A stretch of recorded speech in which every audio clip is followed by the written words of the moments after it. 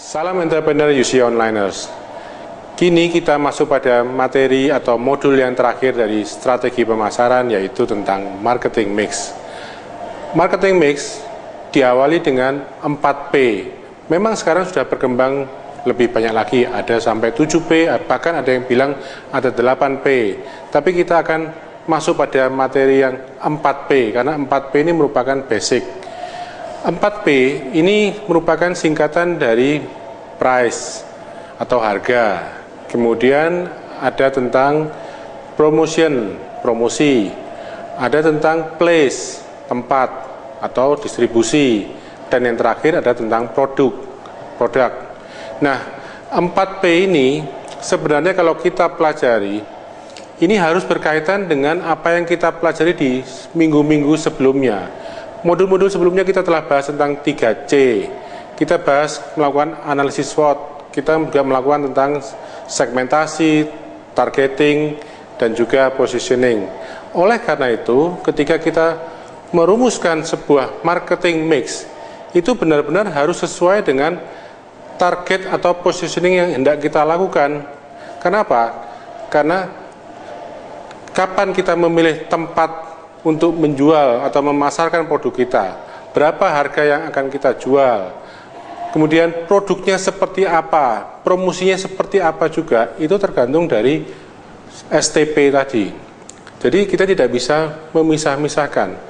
Sebagai sebuah strategi marketing, ini menjadi sebuah satu kesatuan di mana kita mengemas produk atau jasa yang kita buat atau kita tawarkan kepada pelanggan itu bisa diterima oleh pelanggan yang benar-benar kita tuju.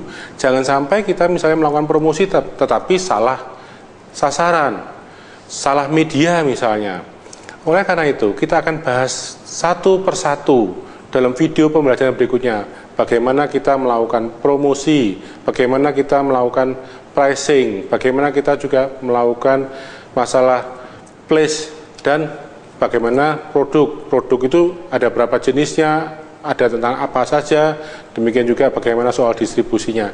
Semua itu akan kita bahas dalam minggu yang terakhir ini, yang akan kita kemas dalam sebuah modul, yaitu tentang marketing mix. Strategi pemasaran tentunya perlu dipraktekkan.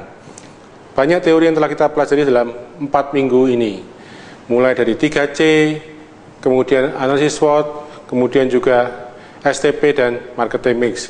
Jangan kita kemudian mengabaikan, karena sebagai sebuah strategi ini harus benar-benar dilakukan dengan baik. Semoga semua video pembelajaran mulai dari awal hingga akhir, hingga minggu ini bermanfaat bagi UC Onliner untuk mengembangkan usaha, untuk memperluas pemasaran, karena kita tahu bahwa dengan strategi pemasaran yang entrepreneurial, kita bisa meraih sukses. Demikian dari saya, Nur Agustinus. Semoga video-video pembelajaran bisa UC Onliner ikuti dengan baik. Salam entrepreneurs.